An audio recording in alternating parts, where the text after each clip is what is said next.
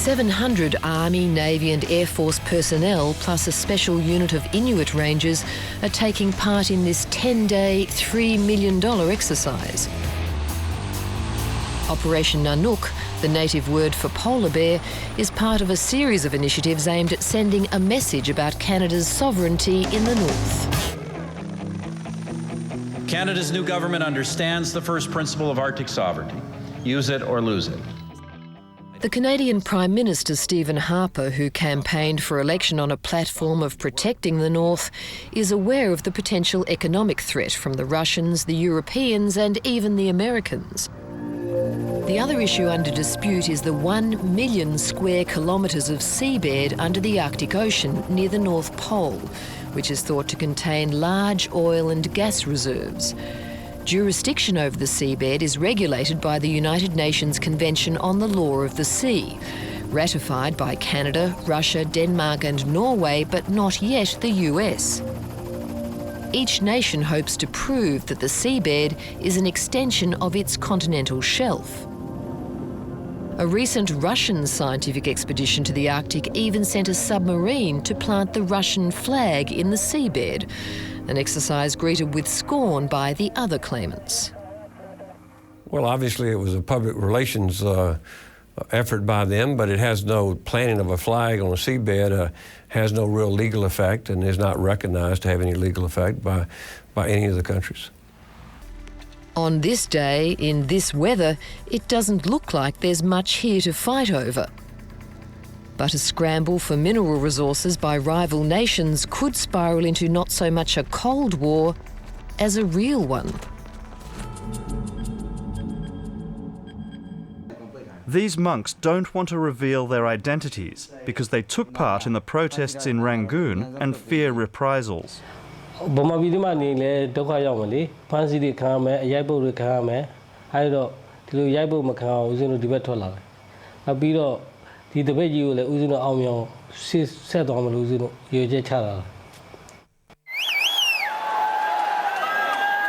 monks say the protests began with 4 demands: an apology for the earlier mistreatment of monks, lowering of fuel prices, release of political prisoners, and a dialogue for national reconciliation.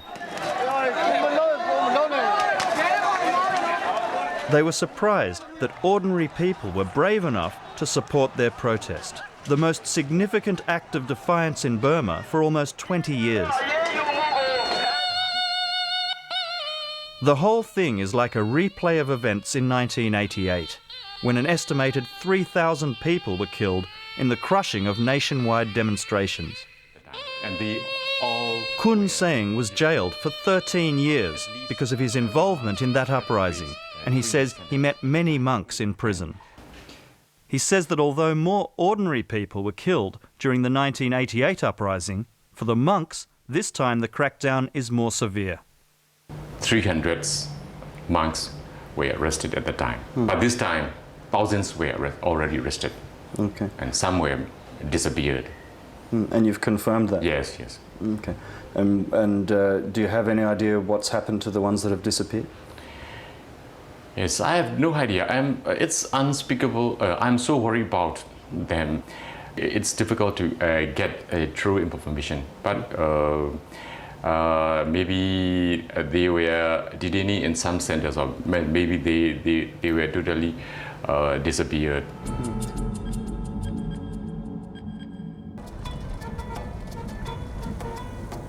This barren, hot and impoverished hills of Central Asia used to be a sleepy backwater of the Soviet Union. But now, the region, plagued by corruption and rigged elections, is home to a vibrant Islamic movement challenging the status quo and the New World Order. To understand more, I was driven to an undisclosed location for a meeting with 2 senior members of Hizb ut-Tahrir. We can take jihad to countries occupied by a foreign power, but we're not calling on our members to go and fight there. Our mission is to show how the US, Russia and China are occupying forces.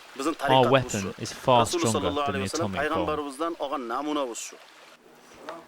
To illustrate what they meant, the men showed me a film that was clandestinely being distributed across the region. It began by claiming that the British, French and Russian empires conspired to destroy what is known as the Khilafah, or Islamic rule, across the Muslim world. As we watched, they asked me to tell the British people and Queen that British troops must be withdrawn from Iraq. If not, they said, revenge would be taken once the Khilafah was established. Inside the mosque spoke Abdul Rashid, the 29-year-old imam. He clearly had a strong following. I asked him what role he saw Islam playing in today's Kyrgyzstan.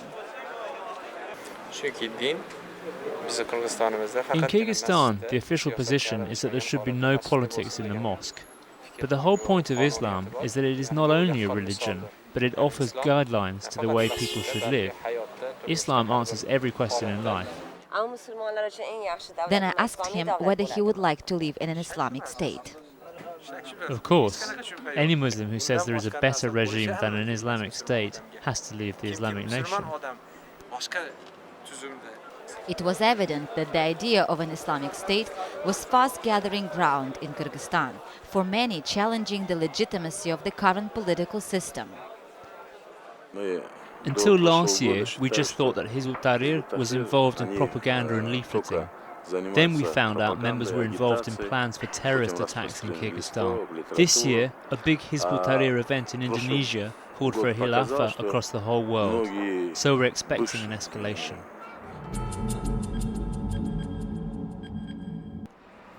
The city of Guangzhou, China. Huge piles of dumped electronic goods. The city looks like a huge refuse dump. We are disassembling all the parts and selling them one by one, not a whole machine. You see this part, there's gold inside. You can extract the gold from it.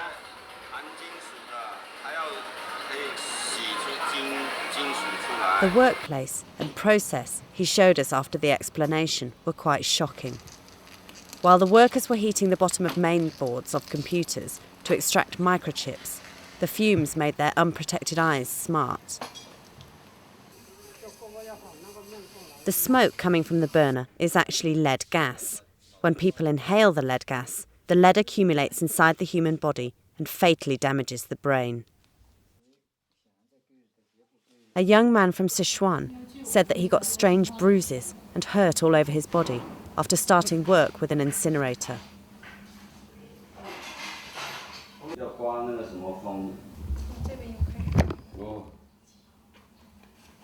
The bruise was very small at first, just like a mosquito sting, but it was getting bigger and bigger. It was no use putting a plaster on. Now it stops me sleeping.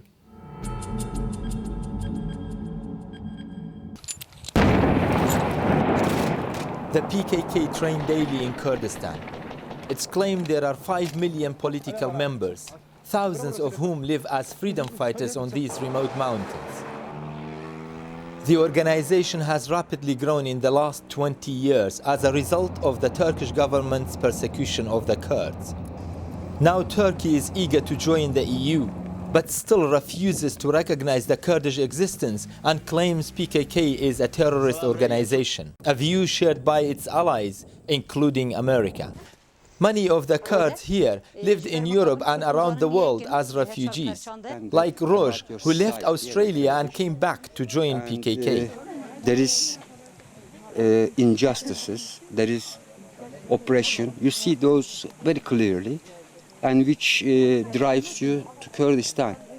Although outlawed, PKK consider themselves as a government with its own political, judicial and military structure. They believe their operations are a defense of their nation and therefore legally justified. However, they claim their ultimate goal is peace and democracy.